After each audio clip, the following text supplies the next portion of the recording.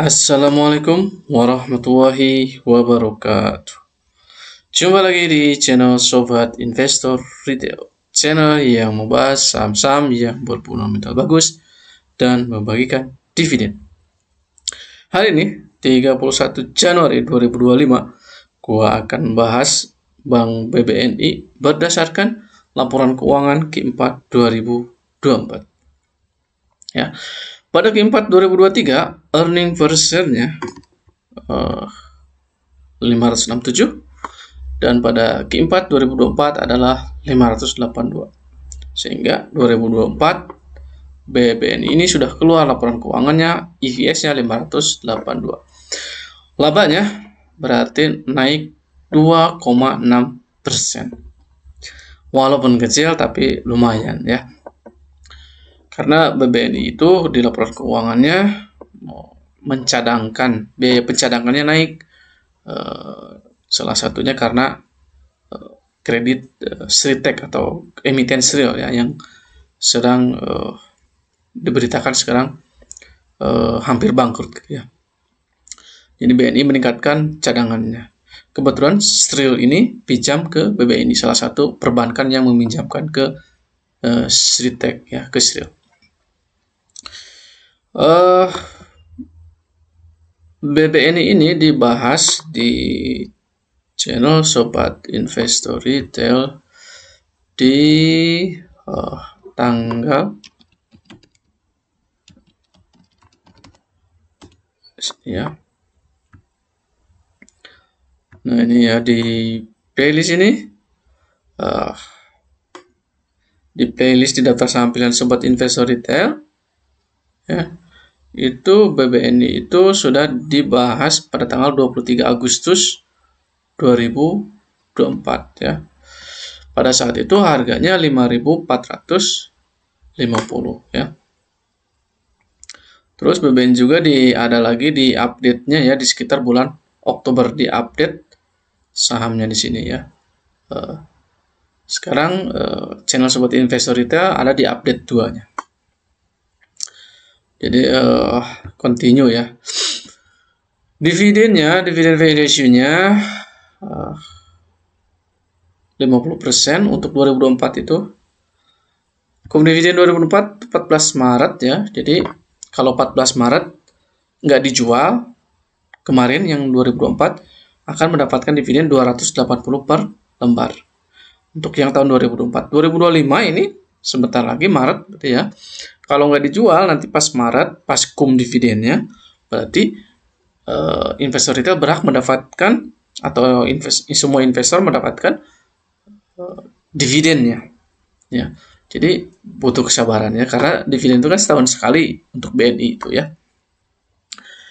Lalu bagaimana update-nya 31 Januari itu? Prospeknya, capital gain-nya, yield-nya, cara belinya, psikologinya, kita bahas ya. Nah, BBNI ini update-nya 31 Januari 2025. Harga sahamnya ini gimana? Harga sahamnya kita coba lihat.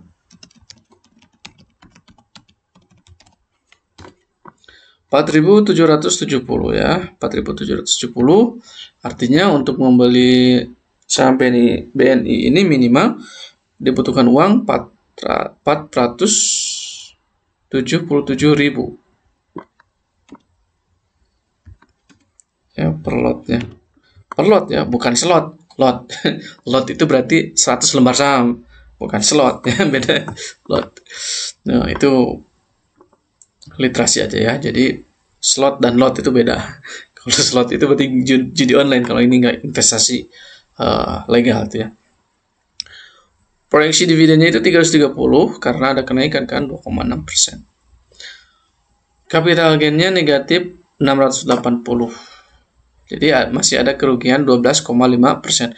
Kalau belinya di 5.450 ya. Berarti masih ada kerugian ya. Kalau misalkan ini belinya di 5.450, masih ada kerugian ya. 12,5%. Untuk dividennya 330 6,1% ya. Kalau di harga 5.450. Lalu gimana kalau harganya di 4.770? Ini berarti dividennya 6,9% kalau beli di harga 4.770. Kalau belinya pada tanggal 23 Agustus berarti 6,9 tadi 6,1% ya. Nah, ini ya. Kalau belinya di 4.770 6,9. Itu tentang BBNI ya. Lalu gimana psikologinya? Mungkin yang masuk di Agustus itu dulu masih rugi ya. Masih rugi 12%. Cuman kelebihannya BNI itu kan bagi dividen ya. Bagi dividen 330. Oke lah, misalkan sekarang ruginya 680 kan. 680. Dividennya 330. Berarti masih nyangkut 350. Tahun depan kalau misalnya 330 lagi berarti udah nggak ada kerugian. Ya, jadi kalau yang berfundamental bagus itu enaknya kalau poin suatu saat bisa kejemput peluangnya, itu ya peluangnya. Jadi masih bisa resikonya masih bisa diminimalisir ya untuk kerugiannya. Dengan catatan harga sahamnya nggak naik-naik gitu, masih bisa kejemput sama dividennya. Beda misalkan kalau di emiten misalkan ruginya 680 poin. Ya 680 poin. Dividennya misalnya cuma 6 perak. Berarti butuh waktu 113 tahun. Ya untuk balik modal lagi. Kalau itu bingung kan ya? Dijual rugi, nggak dijual susah balik modalnya gitu. Ya resikonya tinggi. Ya. Lalu banyak influencer bilang, wah gua di saham yang dividennya berapa perak dapat untung 1000%. Iya, memang cuman dianya aja mungkin yang retail itu dikerjain mungkin ya. Yang tadinya ingin beggar ya mungkin dari 1.000 satu orang atau dari 5.000 satu orang lah untung itu. Jadi untuk retail ya harus tahu dulu dividennya berapa, earning per share-nya berapa, laba per lembarnya itu berapa, biar nggak beli kan gini ya. Kalau misalkan mau beli motor PCX misalkan harganya 35 juta, kan nggak mau juga kan beli di harga 100 juta gitu ya. Nggak mungkin. Orang pengen beli harga PCX di harga normal. Begitu juga saham ya. Ngapain kita beli saham-saham yang EPS-nya cuman 20 misalkan atau 30, dijualnya harganya 15.000. Itu peluang untuk ruginya besar ya. Jadi beli saham itu ya harus di yang wajarnya gitu ya. Sama kayak membeli barang aja gitu. Jadi kira-kira worth it gak nih gitu. Kalau enggak ya hati-hati aja. Selanjutnya ini grafiknya. Grafik ini nggak dibuat ribet ya. Grafik ini hanya buat beli aja gitu. Sebenarnya di harga BNI itu masih apa? Masih di harganya lah sekarang itu. BBNI itu kalau mahal di harga 5.800 ya. Mahal 5.800. Kalau harganya 5.800. Ya, kalau sekarang itu masih murah ya. Kalau 5.800 ke atas itu baru mahal. Oke, gimana cara belinya pada tanggal 31 Januari 2025 BBNI? Cara beli itu tiap waktu beda-beda ya. Cuman kalau masih di harganya ya jangan terlalu banyak mikir. Inilah eh, harga mahalnya ya. Harga mahalnya lebih dari 5.800. Harga mahalnya ya, harga mahalnya. Jadi harga mahalnya 5.800 ya.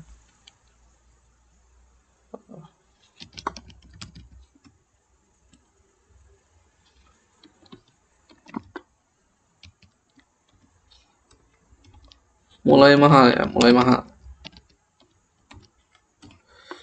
5.800 itu berarti sudah mulai mahal ya. Kalau sekarang masih 4.710 berarti masih murah gitu ya. Masih murah.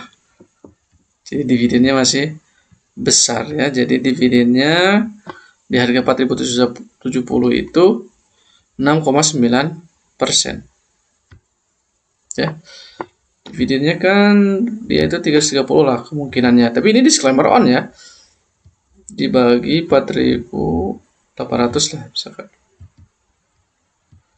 Oh ya, 6,9% kan gede lah. Itu gede. Cara belinya 4.770 10% aja dari Porto ya.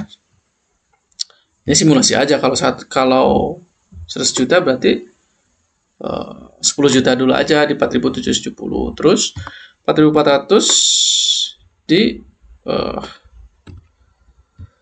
10% juga ya. Jadi 10% di 4.400, 10% di 4.770. Jumlahnya 20% aja karena BBNI juga big bang juga lah, jadi resikonya nggak terlalu besar. Walaupun ada juga resikonya ya, kalau krisis misalkan. Kita nggak tahu, semua usaha kan ada risikonya. Mau nanam, mau bertani, semuanya ada risikonya. Di saham juga ada risikonya. Cuman risiko kecilnya gitu ya ada. BBNI itu risikonya kecil. Walaupun ada peluang itu. Nanti dapat average di harga 4.585. Ya kan? Jadi kenapa harus bertahap? Karena untuk mendapatkan harga terbaik.